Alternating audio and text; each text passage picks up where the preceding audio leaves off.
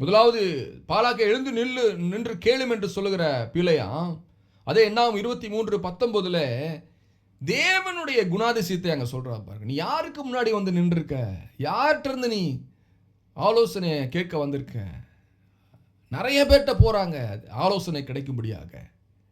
நிறைய பேர் நிறைய காரியங்களை தேடி நிறைய வல்லமையிட போறாங்க பாருங்க. ஆனா சர்வ வல்லமையுள்ள தேவனாகிய கர்த்தருக்கு முன்பதாக அவருடைய ஆலோசனையை கேட்க ஜனங்கள் தீர்க்கதரிசிக்கு முன்பதாக வரும்பொழுது முதலாவது அவர்கள் அணுகுகிற தெய்வம் எப்படிப்பட்ட தெய்வம் என்கிற ஒரு பார்வையை தீர்க்கதரிசி ஒருவன் ஜனங்கள் முன்பதாக சொல்ல கடமைப்பட்டிருக்கிறான். அவன் என்ன சொல்ல வேண்டும் தேவனை குறித்து? பொய் சொல்ல தேவன் ஒரு மனிதன் அல்ல, மனம் மாற அவர் மனு புத்திரனும் அல்ல.